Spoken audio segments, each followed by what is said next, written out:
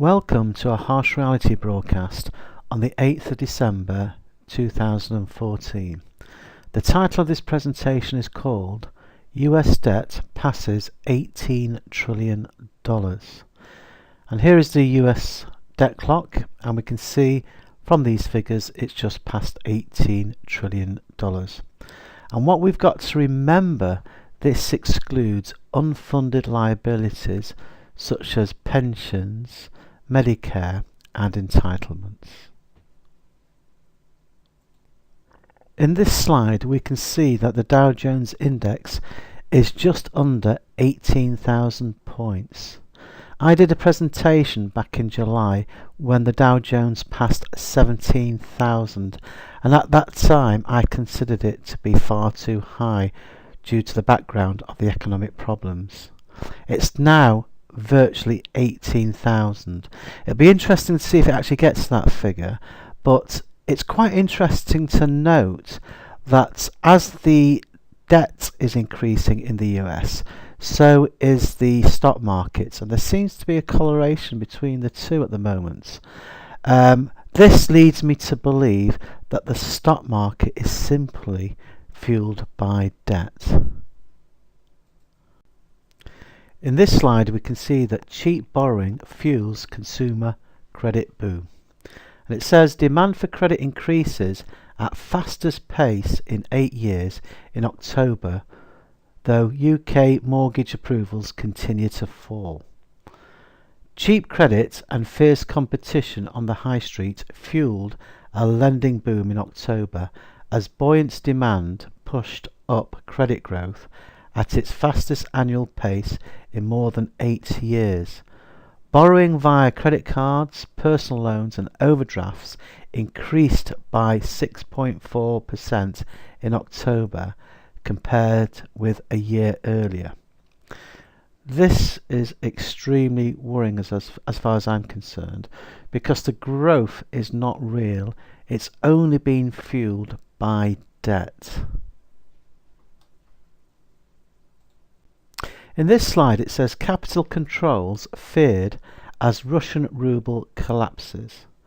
Now then, as a critical thinker, is it a coincidence that the oil prices are falling? Just think about it for a moment. Why do you think they are falling? Why do you think OPEC are continuing to pump at the same rate? Is it for our benefit?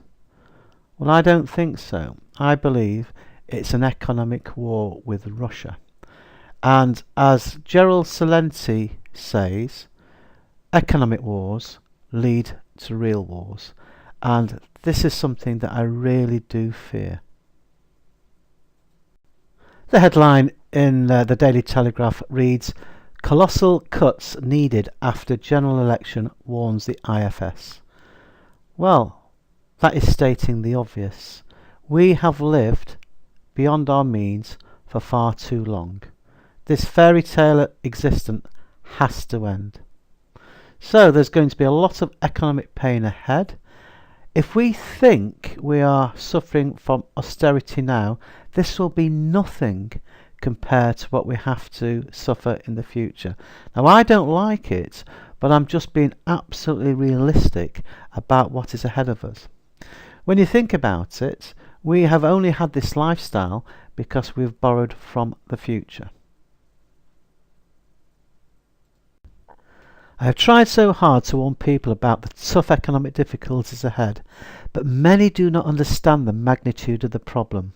When I talk of trillions to people, they don't understand how large a number a trillion is. Now let me try and put some perspective on this. If you counted to 1 trillion with a different number every second, it would take 32,000 years, and that is just 1 trillion. And remember, the US debt has passed $18 trillion, excluding unfunded liabilities. I truly believe that the human brain is flawed. It is susceptible to conditioning. It suffers from many biases such as optimism bias, normalcy bias and confirmation bias. And I'll give an example. If two people were about to get married, and if they were asked, do you think your marriage is going to be successful? They will say yes. They are looking at it through rose-tinted glasses because research proves otherwise. With regards to normalcy bias, people expect what's happened in the past in their lives to continue into the future, and they're not normally prepared for any difficulties that could lay ahead. And confirmation bias, and we all suffer from it. I suffer from it, and I try not to. At least I do understand that I'm trying not to suffer from confirmation bias. And the problem is we tend to gravitate with people that have similar views to ourselves. And that's why it's hard sometimes to shift belief systems, because once it's entrenched, it's very, very difficult to get rid of. I did a presentation a few months ago called Far Too Much Debt.